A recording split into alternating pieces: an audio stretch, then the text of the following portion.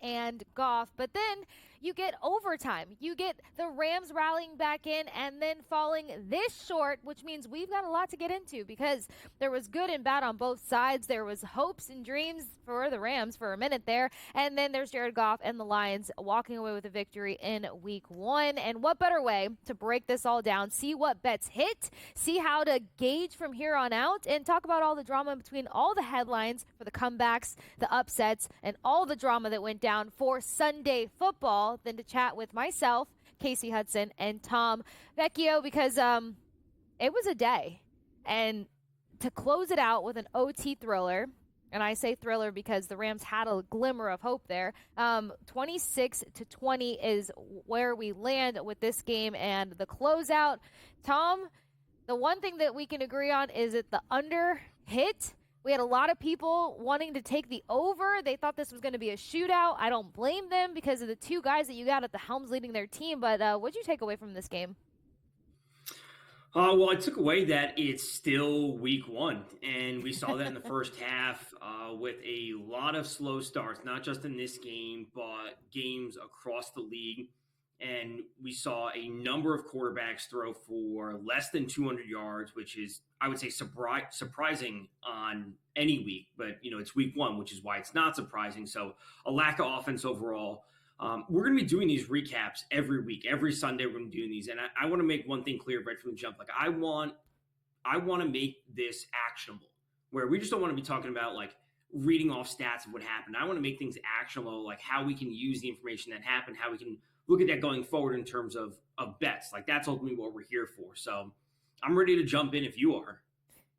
Oh, of course I'm ready to jump in. And I love that you point out the fact that you got to use these to your advantage when it comes to betting. Plus, we can figure out where our betting cards lie throughout the day. But again, a great game to dive into. Gave us some things, some insight, I would say, on both sides. And then we've got injuries to catch up on because it did not come without a small plague of injuries in that first half. But Tom and I got you covered on this post-game show, so don't go anywhere. Stick with us here on SportsGrid TV.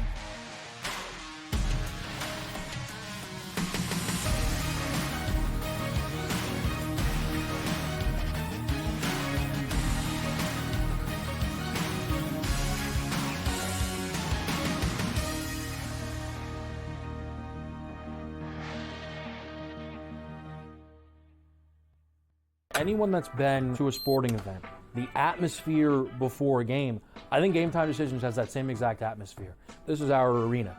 This is what we do. There is going to be an energy to Game Time Decisions that you will feel night in and night out. The excitement you get when you lock your bets in, when you're figuring out what you want to do, we can zone in on the biggest games each night. I want this to be the place that people come to before the game starts so they feel as ready as possible to lock in their cards. We are going to hit every single one of those markets that you need to know about. We're going to go through every single thing, and I've got a great team behind me that's going to help me get the job done. There is not going to be a better place, I promise you, than Game Time Decisions to get that new information, react to it, and be able to then bet accordingly. We will have everything at our disposal, and we will use that to our advantage. I'm Kevin Walsh. Tune into Game Time Decisions from 6 to 8 p.m. Eastern on SportsGrid. It's a new era in CFB to start off this year, put on full display. My take on this game is simple. I know some people will be upset about it. Good riddance to the Pac-12. Can you do it in terms of the week to week to week? I don't see a pathway for this team to miss the college football playoffs. We want to make sure you have those best bets in the entirety of our betting cards. That was Lincoln! But he had that program was already going there! Only on SportsGrid. Let's go. Welcome to the Live Golf Team Championship. The golf has been mesmerizing. They are the Live Golf Team Champions. Team golf is back. Oh, yes! Are you ready? Let's go!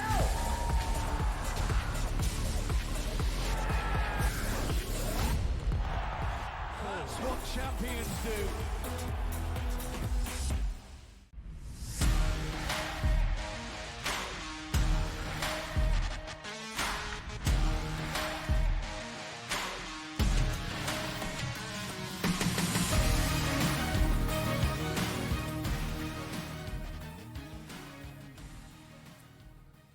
Welcome back into Pro Football Today, post-game show with myself, Kasey Hudson, and Tom Vecchio. Thank you all so much for hanging with us for the post-game party, because Tom and I got to run through this OT thriller between the Rams and the Lions, but then we also got to go through all the other top games, a number of upsets, a number of interesting statistics out of quarterbacks, rookie quarterbacks, and how do we gauge the Lions moving forward? Yes, it is only week 1, but why not bet smart? Why not do it here on the grid? So, Tom, one thing that I saw circulating around the social medias is people complaining about McVay's play calling. Seeing Cooper Kupp, at least as my own personal complaint, be more of a blocker than catching and helping his team to success. We started to see that pick up in that second half there. And then, of course, they did have to sort through some injuries, they being the Rams. But what did you take away from this game? Well, I would say the main takeaway is that the connection between Cooper Kupp and Stafford is still there. We obviously have to get an update on the Puka Nacua injury, because if this is the same knee that there were reports dating back over the summer to OTAs that he was dealing with a knee issue, this is a big change for their offense. And this would probably put Cooper Kupp in a spot to can be that number one target option. But after that, where do they go? We saw Colby Parkinson, their new tight end, be a solid option, and that could be someone who steps up. We didn't see Blake Corum in the backfield. We saw a heavy dose of Kyren Williams, as we were expecting. Why is Kyren Williams still on punt return? Punt return is beyond me. And how does this change the? I would say not change. I would say it potentially pivots the future path of the Rams offense if Puka Nacua is not there, because he took up such a large target share. And if he's going to miss a small amount of time, a large amount of time, someone else is going to have to step in to fill it, whether it's Demarcus Robinson, whether it's going to be Tyler Johnson, maybe it's them taking a piece of it each. That is the actual point of information that we get from this Rams offense moving through the next few weeks at least. Yeah, well, everybody gauge your fantasy football teams. Let's minimize the headaches, because we're just getting started with the football season. And look, as a Tampa Bay gal, I do have a lot of faith in what Tyler Johnson can help do. I mean, he ended up closing out the night, really putting this team in contention here. I'm trying to see what his final statistics were. Over 70 plus rushing or receiving yards, over 5 receptions. So this is also a guy who can match for the deep ball, and you've got one of the best quarterbacks to make that commitment. So you always say it, Tom. I'll reiterate it, not to overreact. It's just week 1. A lot of people still have high hopes with the Rams and what they'll be able to produce throughout this season, but health has to stay on their side. Injuries have just become an issue, almost to the point where they could be the new Chargers with an injury-plagued roster. Does this change anything for you betting-wise or outside of fantasy football? Don't bench one guy, bring another guy up, but what does this do for you betting? Betting-wise, it would be looking to a secondary option receiving yards if Puka Nacua is out, right? Because we know Cooper Kupp's yards are like his yardage prop is going to be the high 80s or low 90s probably. But then after that, if we look into like routes run and snap share after Puka Nacua goes out, whether it's Tyler Johnson or whether it's going to be Demarcus Robinson or Colby Parkinson, one of those three options is going to be a viable yardage bet moving forward if Puka is out.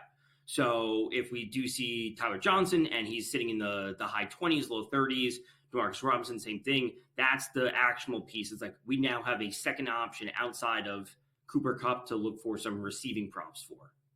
Absolutely. Definitely something everyone should keep an ear on the ground for. But we do have a long slate to get through for tonight's games or today's games as a whole. And I mentioned that the excitement was not minimal whatsoever. I do have to ask you this.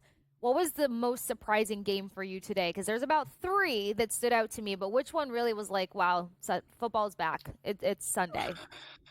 Well, the Colts-Texans game, I was super high on coming into. We spoke about it briefly on Thursday, Friday. Awesome stuff in that game. Titans-Bears was a complete mess. Titans were up 17-0. They didn't end up covering 4.5 points. And they held a Bears offense to not score an offensive touchdown and held them to, less than 200 yards on offense, and they still managed to lose the game and not cover, is absolutely unbelievable.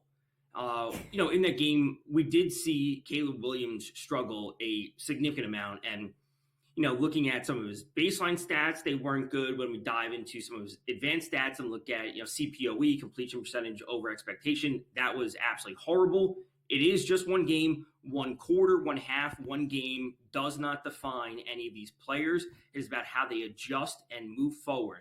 What we saw from Bryce Young and the Panthers, that is far more concerning because coming into the season, there were expectations that he may take a step forward, but it was the same old Bryce Young. So what we saw from Caleb Williams is not concerning yet. If this were to be a string of games, that would be a different story. So the Colts game was very exciting. The Bears game was also exciting for a completely different reason. Oh, yeah. I couldn't agree more, and I will say this. Another reason why Williams' performance didn't concern me too much today is because there was a number of plays where his offensive line kind of failed him, and it wasn't just them creating enough space for him. It was the fact that the snaps were just horrible. So he's flustered. He's trying to regain composure and then still trying to get his eyes downfield to see where and how he's going to connect. So there just seemed to be a little bit too much chaos at the line of scrimmage for me, especially for a guy like Williams. And we didn't see that in the preseason. So there might still be hope. I mean, they still find a way to come out on top. You got Levis that closed out with 127 passing yards, 1 touchdown, 2 interceptions. Those turnovers are going to get you. But yes, Williams barely came up strong with 93 passing yards. Then you mentioned, while we're talking about quarterbacks, actually, I'm going to backtrack a little bit here. We had a QB shuffle take place for the Steelers. Steelers come out versus the Falcons, and then the Falcons just are not looking like the sexiest team in the NFC South. And guys, don't judge the NFC South. I get it. People think it's a joke, but still, they were supposed to secure the top spot there. We got less than a minute, but your initial reaction seeing this 18-10? Absolutely not concerned with the Falcons in any capacity. The Steelers looked terrible and did not score one offensive touchdown. So I'm actually very encouraged by the Falcons defense holding them to all those field goals, and absolutely not concerned about the Falcons moving forward. Drake London didn't do anything in this game. I think he's going to have an amazing year. Robinson was solid. Kyle Pitts took a big step forward. Still on board the Falcons. Still all systems go for them. No worries. Good things to say there, especially because we do have to figure out what happened in the end zone for the Steelers. But don't go anywhere because we will give some light to the Falcons defense and new members. Stick with us on the other side of this quick break.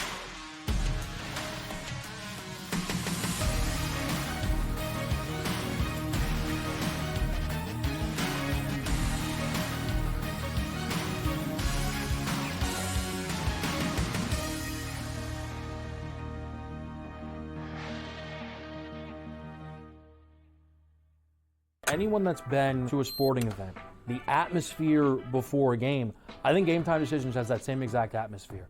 This is our arena.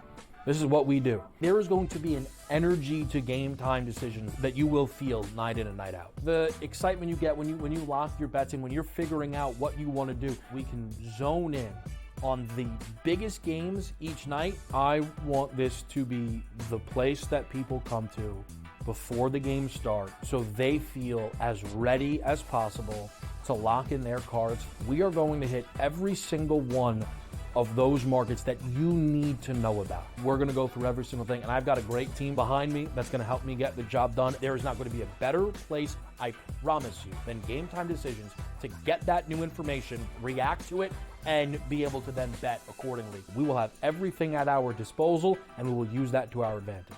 I'm Kevin Walsh. Tune into Game Time Decisions from 6 to 8 p.m. Eastern on SportsGrid. It's a new era in CFB to start off this year, put on full display. My take on this game is simple. I know some people will be upset about it. Good riddance to the Pac-12. Can you do it in terms of a week to week to week? I don't see a pathway for this team to miss the college football playoffs. We want to make sure you have those best bets in the entirety of our betting cards. That was thinking! But he had that program was already going there! Only on SportsGrid. Let's go. Welcome to the Live Golf Team Championship. The golf has been mesmerizing. They are the Live Golf Team Champions. Team golf is back. Oh, yes! Are you ready? Let's go!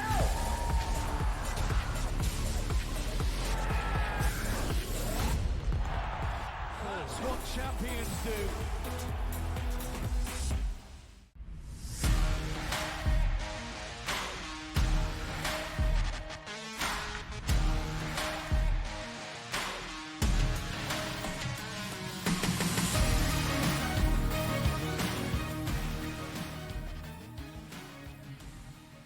Welcome back into Pro Football Today here on SportsGrid TV. Kasey Hudson and Tom Vecchio walking you through the post-game show after the Rams fall short to the Lions 26-20, and running through this Sunday slate because a number of upsets, a number of interesting games that played out, a number of players that ended up going down with injury, and players that kind of superseded the statistics and stats that we thought that they were going to either fall short of or supersede. So let's continue to get into it. Tom was breaking down the fact that we're not looking too closely at this Steelers-Falcons game in terms of the Falcons not showing up. Falcons defense does deserve a little bit of love here. You got Matthew Judon, new addition out there that came up with half a sack. So you did kind of see some, I would say, progression in this Falcons defense, but the Steelers defense has always been top-notch. We know that TJ Watt is kind of the driving force there. He is the energy and the momentum swing guy. And then speaking of final score there being 18-10. And we just saw that the Steelers defense was able to capitalize on minimizing third down opportunities, not allowing the Falcons to convert. But what did you see other than the Steelers defense showing up tough? I mean, Steelers defense, I think, is the main point in that game where it's like it's business as usual for them. TJ Watt seemingly makes a massive impact on every other play, every third play. And if the Steelers go anywhere this season, it's going to be because of their defense. And because, again, realistically, like I said before the break, like the offense for the Steelers was bad. They factually got stopped multiple times and had to settle for field goals. And they won because of the field goals, but they also won because the defense kept things in line with the Falcons. And the Falcons underperformed on offense. So I would say there's no main takeaway except TJ Watt probably still running in for Defensive Player of the Year as usual. Like he's always going to be one of the favorites. That's the main takeaway. He's still awesome. That is the top takeaway. And I mean, a lot of their lines match too between total yardage as a whole, passing yardage between the split, and then you've got rushing yards. Steelers ended up coming up slightly stronger, and that's in big favor to Harris. Now, also moving along with the games, this is one that surprised me, and no, not because I think that the Giants are decent at all this year. It surprised me because Darnold and company were able to not just win by a touchdown, they were able to put down a beating of 28-6 versus the Giants that came out in jerseys that looked like the Montreal Canadiens. But you tell me what you thought, because a few people, including myself, thought the Giants would at least cover the spread here. Well, if you remember on Friday night, I said, do not watch this game. It was going to be terrible. Yes. And that's what it was. It was terrible. The Giants are bad. Daniel Jones is bad. And, maybe I was slightly wrong about Sam Darnold. I said, he's not able to maintain a wide receiver one, which is what Justin Jefferson is. And Justin Jefferson did score, but he didn't hit the over on his yardage prop. And, maybe that's what we see from the Vikings this year, where they're going to be somewhat efficient on offense. Maybe they can move the ball if the matchup depends on it, but Jefferson may not be going for 100-plus yards on a weekly basis. They may rely more on Aaron Jones, who also scored, and it's going to be more of a balanced offense overall. So the actual information on this would be, okay, we can look to Sam Darnold in certain spots for yardage props. We can look to Justin Jefferson for touchdown props, but may not yardage props, may not the 100-plus props that people like to go to for Jefferson, because if we're not going to see this explosive offense, we have to reel it back in and adjust our expectations for his production. I love that you pointed that out, because I think that is crucial to catch this guy for touchdown props. And then again, if they're spreading the ball amongst a few different targets, then the value might kind of stand with Jefferson, and it might not become a Christian McCaffrey touchdown situation that it's just like stay away from. Also, keeping in mind, Kevin O'Connell is not a bad play caller, and he can come with a more balanced attack. So you want to protect Darnold from not hurting himself and his team. You've got Aaron Jones to help alleviate. You've got Addison when he gets healthy, and then you got a few other relievers in there. Hopefully their tight end gets healthy too, or somebody gets back in the mix there. But great insight in terms of looking for touchdown props. They have enough guys to spread the ball amongst, and maybe not touching the receiving yards for a hot minute, because we don't need Darnold turning over the ball. Then for the Giants, I mean, what do you bet on there? The under for Daniel Jones for the rest of the season? It could be under on yards. Over on passing attempts for Daniel Jones could be the spot to go. If they're just continuously behind, they're going to be forced into passing game scripts, which means he has to pass the ball. They're just going to, running the ball is not the solution when you're down by multiple scores. Passing is. So passing props, passing attempts overs, yardage unders, Malik Neighbors, I don't want to say his talent's going to be wasted this year, but if no one can get the ball to him effectively, it just might be Drew Lock time. Yeah, and I mean, Neighbors still did come out on top, 5 receptions for 66 yards. So we'll see there. I mean, if it starts to get messy, you can always look to him for some rushing yard prodigy, him being Daniel Jones. But we do have more games to roll through, more upsets to roll through. So don't go anywhere. Continue to party with Tom and myself here on Pro Football Today on SportsGrid TV.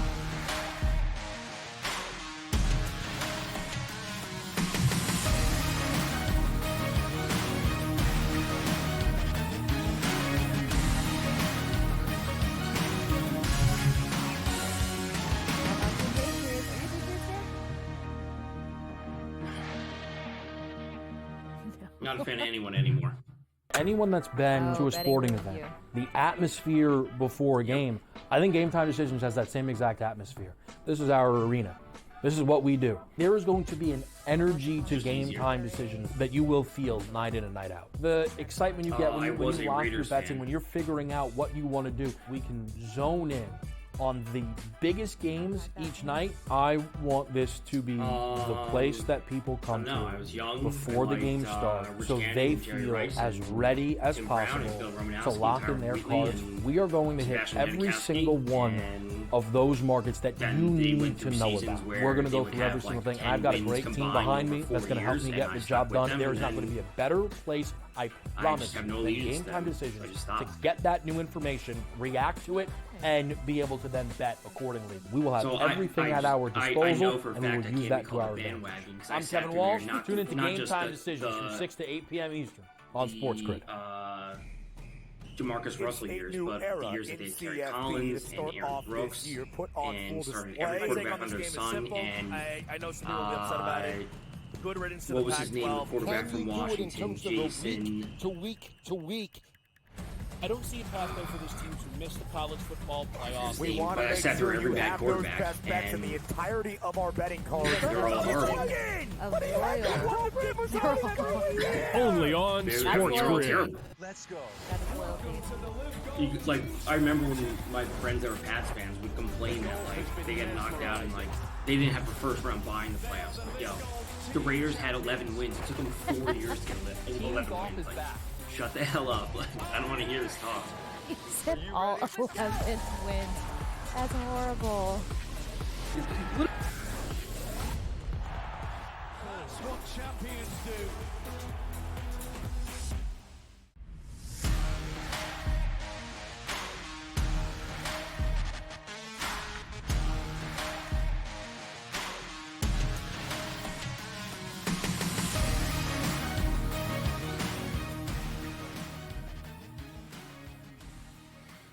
Back at it with Pro Football Today here on SportsGrid TV. Kasey Hudson and Tom Vecchio getting you through the post-game hour. And we were just talking about betting angles when it comes to the Giants, specifically being Daniel Jones. And it's week 1. We probably don't want to touch that yet. They did fall short to the Vikings in dramatic fashion. But where I do want to pivot to this next, because Tom and I were talking about pain during the break, is the pain of watching the Buffalo Bills almost lose to the Arizona Cardinals.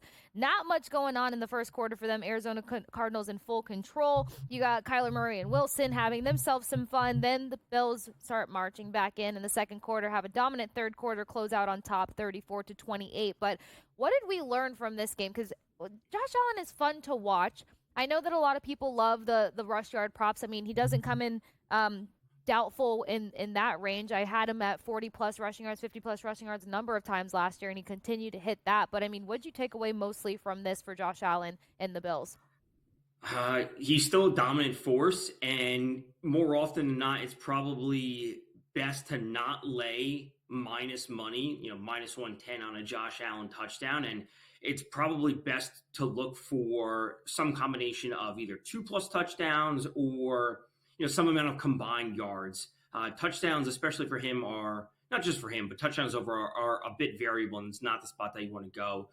I would say overall from the Bills offense, they started slow, like I said at the top of the show, where a lot of offenses started slow. They needed that quarter and a half to really get in the rhythm of things.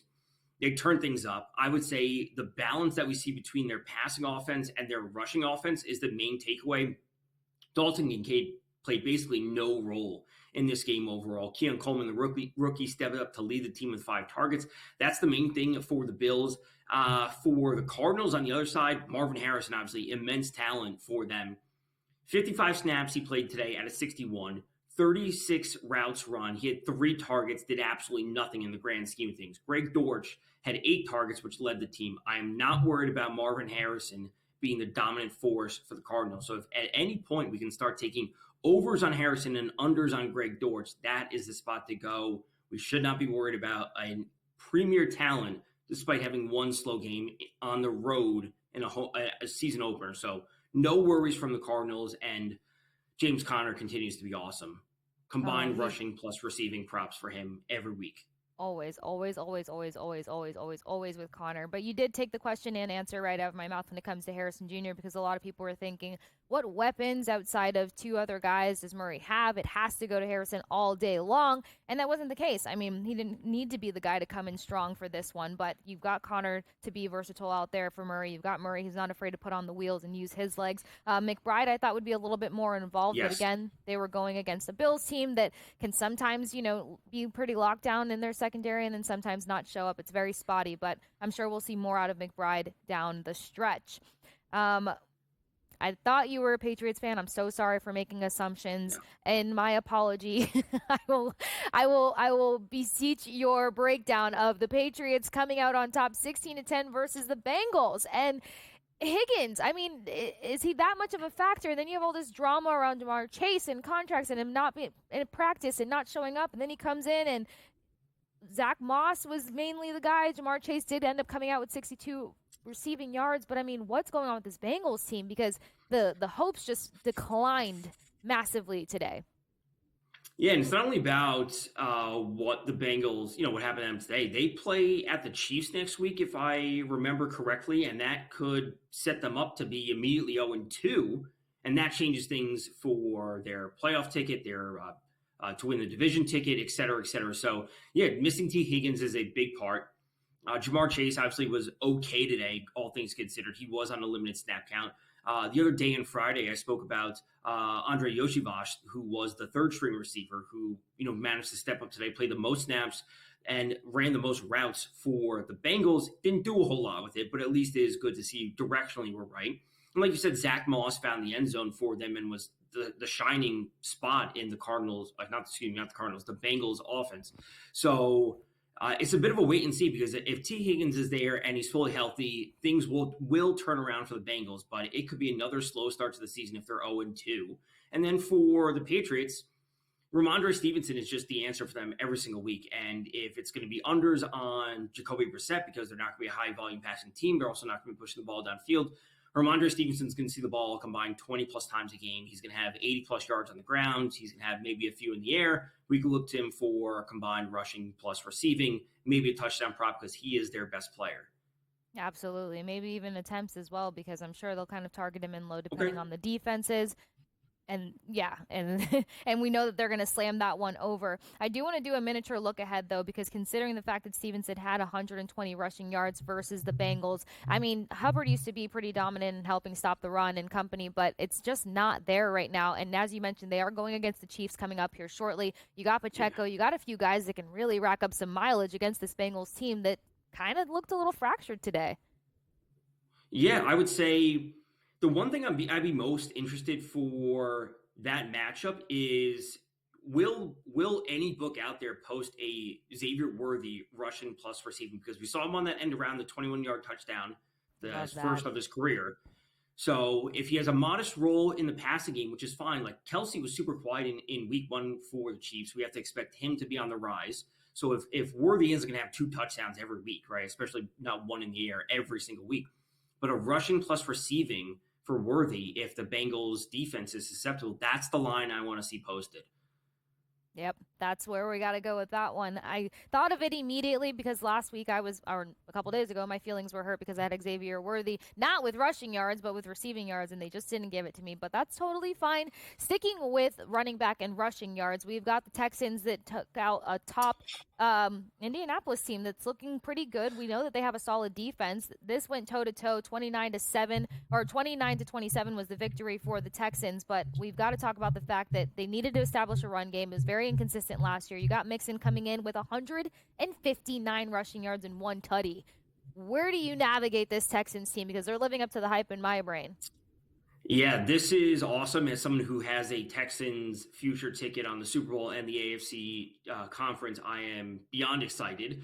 What I said about the Texans multiple times, over the past few days is they have an awesome offense, and there are going to be times where we're simply wrong about them. I was on Tank Dell this week. He didn't score, and Diggs did, and Collins had some huge yards. And the following week, it could be the reverse, and Tank Dell's the one scoring it, and it's not going to be Collins. But yes, a massive, massive ground game from Joe Mixon. He's going to be the dominant force every week. We should be looking, as long as the number is appropriate, CJ Stroud over on yards, CJ Stroud over on attempts, and potentially Mixon over on attempts. Massive stuff from the Texans offense. They should be one of the top 5 scoring offenses realistically.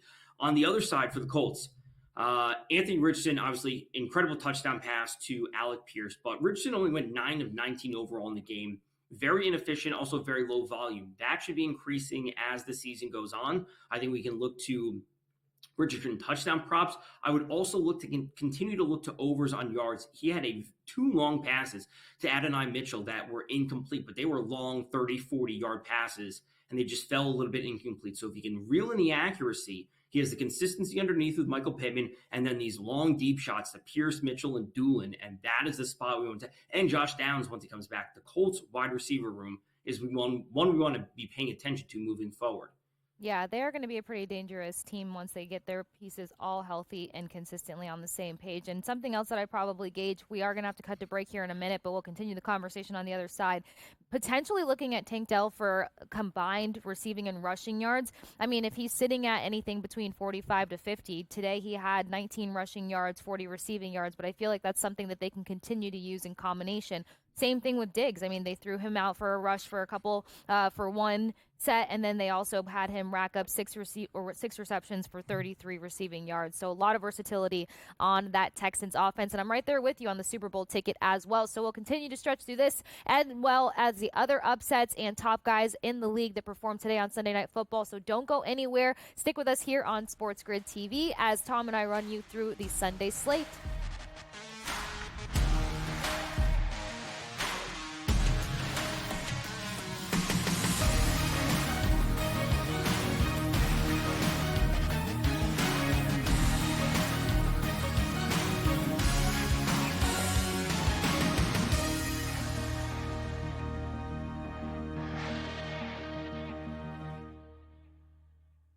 Anyone that's been to a sporting event, the atmosphere before a game, I think Game Time Decisions has that same exact atmosphere. This is our arena. This is what we do. There is going to be an energy to Game Time Decisions that you will feel night in and night out. The excitement you get when you lock your bets in, when you're figuring out what you want to do, we can zone in on the biggest games each night. I want this to be the place that people come to before the games start so they feel as ready as possible to lock in their cards. We are going to hit every single one of those markets that you need to know about. We're going to go through every single thing, and I've got a great team behind me that's going to help me get the job done. There is not going to be a better place, I promise you, than Game Time Decisions to get that new information, react to it, and be able to then bet accordingly. We will have everything at our disposal, and we will use that to our advantage. I'm Kevin Walsh. Tune into Game Time Decisions from 6 to 8 p.m. Eastern on SportsGrid. It's a new era in CFB to start off this year, put on full display. My take on this game is simple. I know some people will be upset about it. Good riddance to the Pac-12. Can you do it in terms of the week to week to week? I don't see a pathway for this team to miss the college football playoffs. We want to make sure you have those best bets in the entirety of our betting cards. That was protected! But he had that program was already going there! Only on SportsGrid. Let's go. Welcome to the Live Golf Team Championship. The golf has been mesmerizing. They are the Live Golf Team Champions. Team golf is back. Oh, yes! Are you ready? Let's go!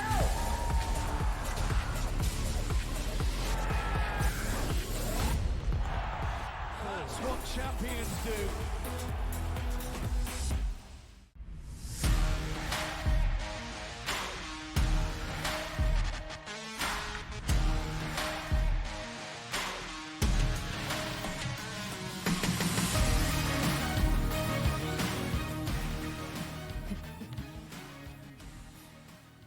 Back at it with pro football today here on SportsGrid TV. Kasey Hudson and Tom Vecchio running through the Sunday slate. We were just talking about how exciting that Texans offense is, and their defense should hopefully get better as the season goes along. We did see that happen last year. Colts showing that they can provide some entertainment as well on both sides of the ball as the season continues to run along. But we do have to talk about one of the top headlines of the day, that being the Dolphins versus Jaguars game for a number of reasons. Obviously, a dramatic start for the Dolphins in question of whether or not Tyreek Hill was going to be able to play that day.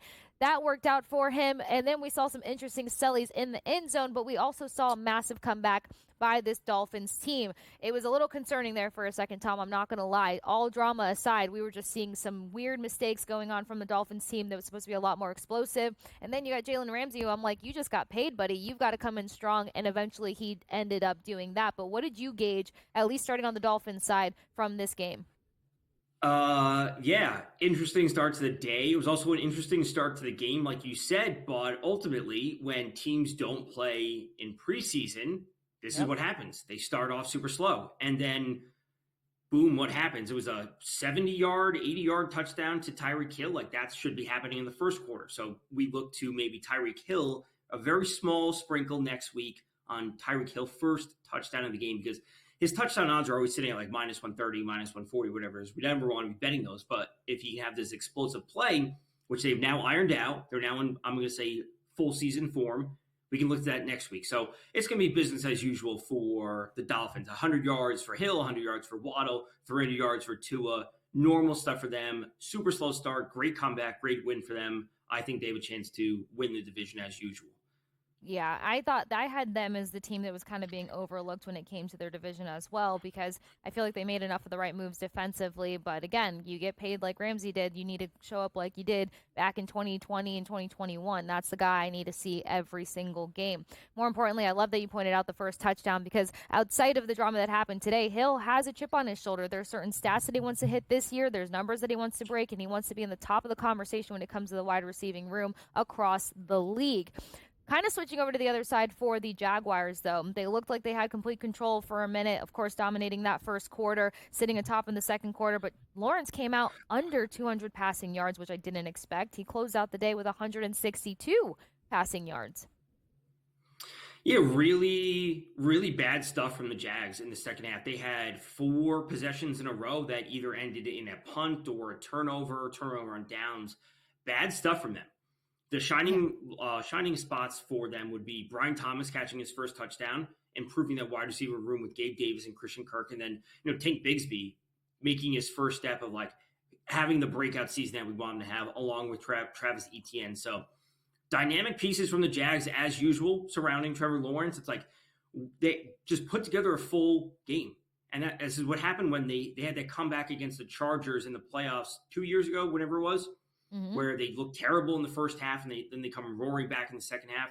They looked terrible in the second half here, great in the first half. And they went through the stretches last year. They had the London game, and then they're going like a 4-1 streak, and then they're 1-4 the next games. Put together full games and live up to the potential. That's what it comes down to for the Jags. Yeah, their streaky streak continues. But you mentioned the Chargers. We do have to talk about Harbaugh picking up his first win in the NFL. Chargers topped the Raiders 22-10, but the Raiders were in control in the entire first half. Grabs a touchdown in the first quarter, holds them off in the second quarter. But those key players, those dynamic players, are on the defensive side of the ball when it comes to the Raiders. What did you gauge from this one? It's probably going to be one of the worst statistical years for Justin Herbert, a player that has immense talent. They're just not going to be forcing the ball downfield. He's also lacking the talent around him. And yeah, Josh Palmer is a player that we can look to at times. Quentin Johnson is a player that was absolutely horrible last year. And if he's going to step up to be kind of their de facto number one receiver, there could be some value there. Ladd McConkey, the rookie, I think is going to be the most interesting aspect out of this offense outside of J.K. Dobbins, and who had a phenomenal game for them. If they're going to be running the ball at this high of a volume, Dobbins' rushing props are going to be the spot to look week in and week out. I think the lines for him are going to be easier to attack rather than Herbert, and I think the Herbert passing lines, those props, are going to be adjusted very, very quickly. So like the ship may have already sailed on Herbert if he's going to be stuck to 212 passing yards a game. that just might not be the spot to go. And we just have to pick and choose our spots with Quinton Johnston, Ladd McConkey, when we have J.K. Dobbins as the consistent option for them. For the Raiders, it's probably going to be a mess this year. Devontae Adams unders, unfortunately, in most games. Yeah, and it's going to be a shame to see the slide down for Herbert because, I mean, he was always one of the top guys when it came to the passing yards conversation, and him sitting top 3 consistently in and out. But injuries are a plague to be reckoned with. I do like Bosa to pick up sacks in most games because not only did they pay him, but he's basically the wrecking ball of that whole team to help out. Keep them in any sort of contention. So if there's value there, make sure you continue to look at Bosa to be the one-man wrecking crew. Now pivoting over to the Cowboys versus Browns. The morning did start with drama for Tyreek Hill, but then it also pivoted to a payday for Dak Prescott. How you get 231 guarantee when you haven't taken your team all the way through to the promised land, I have no idea, but they did win 33-17. Cleveland Browns, though, a hot mess on that side. Yeah, there's a lot going on in this game for a number of different reasons. We know that Dak got paid. It is what it is. It was going to happen. Same thing happened with CeeDee Lamb. We saw Jake Ferguson, their starting tight end, get hurt. He left with a brace on. It wasn't a full walking boot, whatever. If he's not playing, Luke Schoonemaker should be the backup tight end taking the spot. We saw Rico Dowell split the carries with Ezekiel Elliott. Rico Dowell is the player to keep an eye on, his combined rushing plus receiving moving forward. Browns are a complete mess. Unders on Amari Cooper, unders on Jerry Jeudy, under on Deshaun Watson, overs on Jerome Ford. We saw David Njoku get hurt. Their offense is a complete mess. Jerome Ford's the only player you want to have any sort of interest in. And then we just look to CeeDee Lamb every week because he's amazing. Yeah, a bit of a tight end takedown in this matchup. I will say ahead of the season, though, I faded Ferguson because I figured with whatever's going on the offensive line for the Dallas Cowboys, you're going to need your tight end to put their hand in the dirt and help out. But we'll see what his update comes out with in terms of injury, especially on the other side for the Browns as well. But we got one more segment to roll where we're going to start to look ahead to Monday Night Football, see where the lines lie and where the value lies. So don't go anywhere on the other side of this quick break.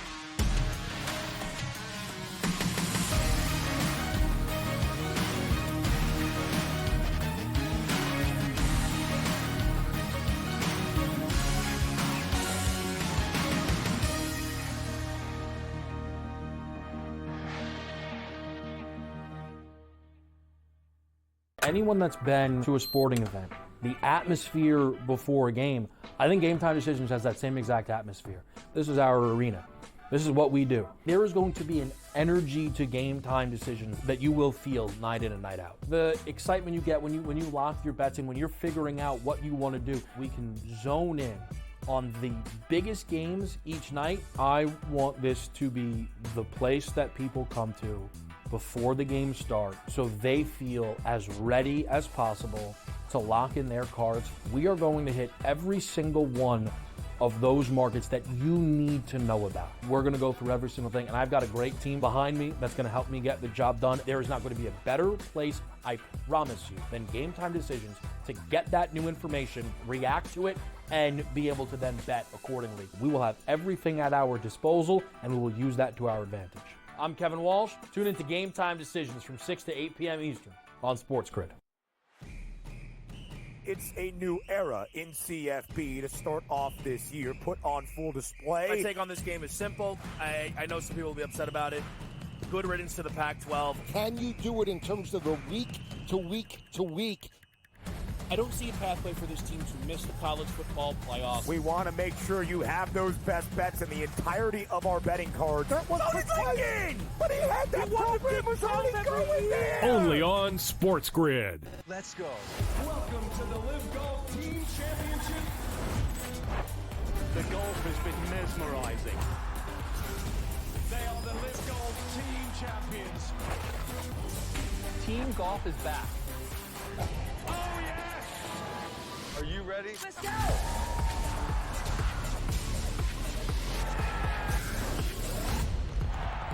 That's what champions do.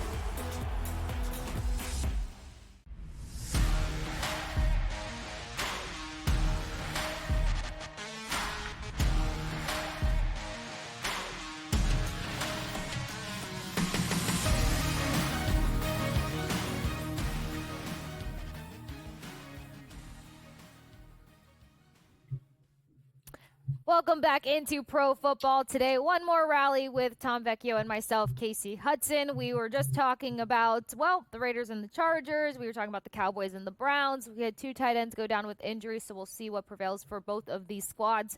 And then we're not going to really dive into it. Broncos, Seahawks. Seahawks come out on top 26-20, second 26-20 score. And to think that the trend for that game was just to talk about Zach Wilson, who didn't participate in the game, is very weird. I'm only going to do this because it's me, and why wouldn't I? Buccaneers come out on top 37-20 versus the Commanders. Baker Mayfield had himself a day, a 4-tutty day to be specific. Mike Evans shows that he's one of the most underrated I almost call him a tight end, wide receivers in the league, and Chris Godwin helped me hit my prop of over 55.5 receiving yards. But that's not what Tom and I are going to get into. No, we got to talk about Monday Night Football. We got to get you guys ready to look ahead, because doesn't look like Hassan Reddick is going to start the season with his team. That's been a huge topic outside of Aaron Rodgers and what he'll deliver coming in here. We got a banged up Christian McCaffrey, so that might adjust some props and lines and looks. What are you seeing with this one, Tom? Because I have a few opinions myself. Yeah, some major notes is, one of which would be CMC, Christian McCaffrey, is listed as questionable due to this ankle / Achilles injury, whatever it is that he is, dating back to last season. They asked Shanahan about it. He said it's not directly that, but he said it's something similar to that, was his quote. Very concerning. So this leads me to looking to Deebo Samuel over 67.5 rushing plus receiving. And the point that I've made about Deebo for multiple seasons is the same point I'll make tomorrow night when we do our show, the same point tomorrow morning at 10:32, and I'm on the early line with Ben and Donnie, is the 49ers go out of their way to get Deebo the ball. He lines up in the backfield. He lines up out wide. But they also give him the ball on bubble screens, on jet sweeps. You name it. They want to get the ball in his hands to manufacture yards. So if CMC is not fully healthy, they want Deebo to have the ball. We also know that Brandon Ayuk is not going to be playing a full set of snaps, because that was the other report for the 49ers. So they need some help in the passing game. So it's going to be Deebo number 1, George Kittle number 2. So Deebo touchdown plus 155, Deebo Samuel over 67.5 rushing plus receiving. I love anything that gets George Kittle involved, and I will say, gauging this one, it did make it more appealing for Jets to cover, but also the fact that Jets secondary, they're pretty shut down. I think they ranked 4th last season, but you've got kind of a tango here, because you got Aaron Rodgers, who has something to prove. You have him going against a defense that ranked 14 in pass defense, and now he's going to try to connect with Wilson and a couple of the attractive targets that he has on his side. But I can foresee that with Christian McCaffrey maybe in or out of the mix, I love the Deebo Samuel one, because they are going to have to use him on the ground. It's probably going to be one of their best bets to try to get down the field versus the Jets. But what are you seeing on the Jets side? Because a lot of people want to jump on board and say that Aaron Rodgers is going to have himself a massive return. Other people want to kind of scale it back a little bit. Plus, Hall should be the guy to make way for this team. But I think that's just a little too obvious. My takeaway is that this is probably one of the hardest sides to cap, especially from a player prop perspective, just because what the Jets did last year, we can't take any of that, because obviously it wasn't Aaron Rodgers. And we also haven't seen Aaron Rodgers play in preseason. So it is really, really tough. I'm going to start off by going to Aaron Rodgers under 33.5 passing attempts. Like you said, Breece Hall is a player that they want to lean on, essentially. And I think Rodgers will get there in terms of efficiency and the offense, again, firing on all cylinders. But I do think it's going to be a very slow start for them. Again, because it's week 1. I've spoken about it for many teams, but also because he hasn't played in so long. And he's going up against a tough front 7 for the 49ers. So they don't want him dropping back 40 times. That would be a mistake. That would be a bad game plan for the Jets if he has to drop back 40 times. So he'll drop back a modest amount. Those are going to be quick passes, so he doesn't have to sit back in the pocket and take too many hits, get the ball out quickly. And if it's not going to be that, it's going to be Breece Hall carrying the ball 20-plus times. Oh, I like that preview on that one. I will say something else is that not in playoffs, Aaron Rodgers is actually a force to be reckoned with when playing against the 49ers. One other thing, and then you got Lazard in the slot. These two guys having previous chemistry, obviously. They thought that bromance got broken up, but we didn't see much out of either of these guys when it came to training camp or preseason. So an exciting game to get into, but guess what? Tom, myself, and the others, Adam Kaufman, as well as Dave Cherrypin, are going to be breaking this game down even further tomorrow. You don't want to miss the pregame pregame party between the four of us. So make sure you're watching and keeping all of your info on SportsGrid TV. Tom's going to be with you all season. I'm going to be with you all season. But as of now, it's it for us for the postgame show tonight. We will catch you guys tomorrow for some Monday Night Football. Subscribe, follow, do all the things. Keep your NFL updates on SportsGrid TV. It's out for us.